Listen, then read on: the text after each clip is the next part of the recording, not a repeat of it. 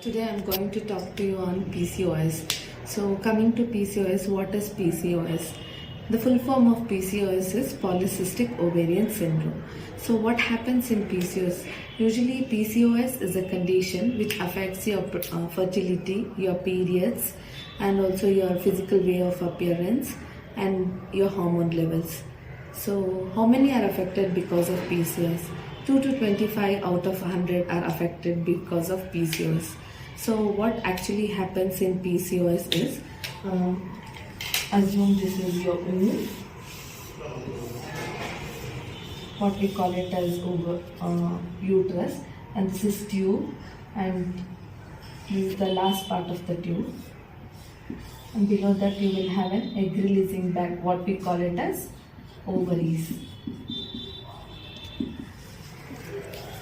So normally what happens in PCOS, the size of the ovaries will be increased, and inside the ovaries there will be fluid filled spaces, what we call it as follicles. So even the follicles will start increasing as the ovary size increases. The follicles also will start increasing, and hence there will be an imbalance. So this is the condition what we call it as PCOS. So normally what happens, like what are the symptoms you get because of PCOS? First, there can be problem in your periods. If not, there can be problems in conceiving. Next, there can be problem in your physical way of appearance, and there can be problem in your hormone levels. So what actually happens normally,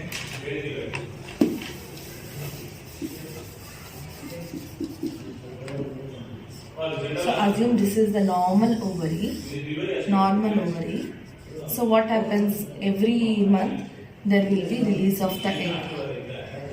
So in this fluid filled spaces, and once there will be release of this fluid filled spaces, at one point of time this fluid filled spaces will become big, that we call it as dominant follicle.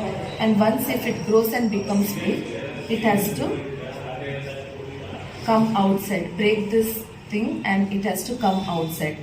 Once it comes outside, it will be picked up by this tube, and this egg will get inside the womb.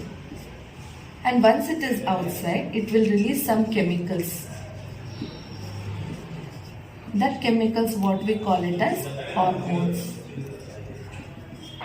This also signals our brain that it has been released. Once it is released, these hormones, and I'll be telling you about the hormones, the egg will be taken inside, and this hormones, what all released, that can have an effect on the inner lining of your womb, what we call it as endometrium. This is the inner lining of the womb. So if at all you are married and if you have had an intercourse, that time the sperm from below gets inside and the egg here meets, and there can be pregnancy. Suppose if there is no intercourse, what happens? So there will be some changes in the inner lining of the womb, and there is no pregnancy happening. Therefore, this inner lining will shed out, and that will come out as periods for us. Hope you understood until here. So what actually happens in PCOS, there can be problem at many levels. As I told you, there will be increase in this ovary size, and this fluid filled spaces also will increase, and therefore there is an imbalance.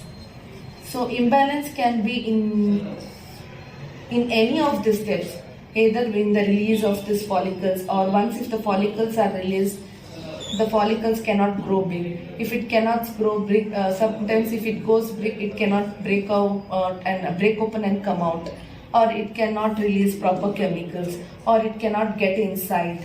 So even that can, because there is no release of proper chemicals, what we call it as imbalance in the hormones, and even the signaling to the brain and also the inner lining of the womb can be hampered, and therefore you get all these problems. So what are the symptoms in PCOS? So I said, coming to symptoms, you can have problems in your periods. So there can be no periods, or you can have scanty periods or irregular periods because the cycle is hampered. Coming to your there can be difficulty in conceiving. As I said, the egg will not be released properly. If it is released, it will not grow big.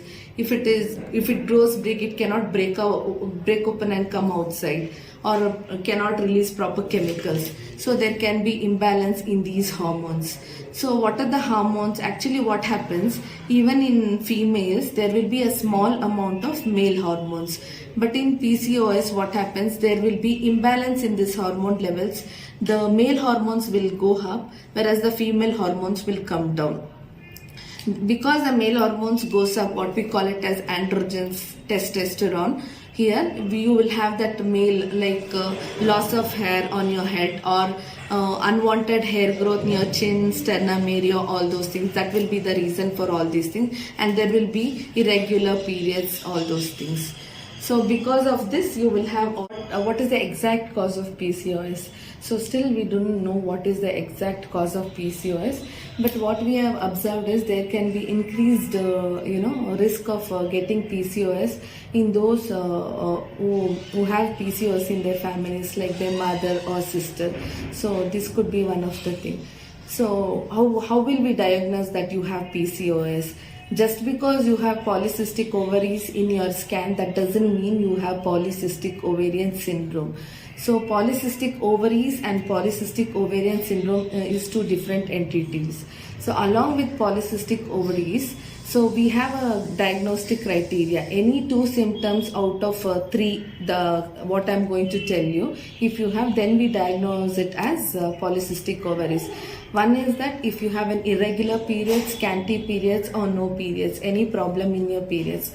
Then the second one is that if there is any evidence of, male hormones, like either the lab evidence or the physical evidence. Lab evidence, we will be checking on the male hormone levels. Okay, whereas physical evidence, like as I said to you, there will be unwanted hair growth in your chin area or your sternum area, and you can develop acne, and there can be loss of hair on your head. So all these things are symptoms of increased male hormones. Then the third one is on ultrasound, if you have increased polycystic ovaries. So just because you have polycystic ovaries and you don't have your periods problem and you don't have this physical appearance problem, that doesn't mean you have PCO ovarian syndrome.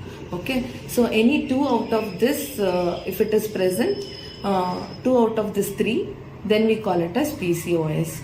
So on a PCOS can have a long-term effects on ourselves. One can be diabetes. Because of PCOS, we can develop diabetes. As I told you, the hormone levels will be hampered. The insulin will be more in our body because insulin becomes insensitive to the glucose levels, and that tends to increase our body weight. Next, there can be increased BP indirectly because of overweight and all. Then next, because the inner lining of the womb, because of the overgrowth of the inner lining of the womb, there are more chances for it to turn out to be cancer. So what we usually advise for those people who have less than 3 periods per year, we advise them to take tablets and to get their periods. So next thing is there can have mood swings and drowsiness. It can, and some depression. PCOS people can have all these things, and also there can be increased fatigue and daytime sleepiness, what we call it as sleep apnea syndrome, snoring. So all these long-term effects the PCOS can have. So how can we balance on this is that the best treatment for PCOS is the healthy lifestyle modifications. One thing is that healthy balanced diet, Next is that like you need to exercise.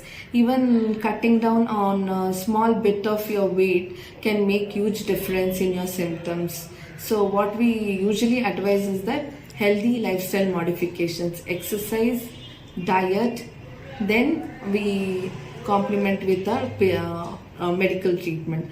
So coming to cure, there is no permanent cure for PCOS. The medications and with your healthy lifestyle modifications, we can just control the symptoms of PCOS and further adverse consequences. So there's no permanent cure. Hope you understood PCOS. Thank you.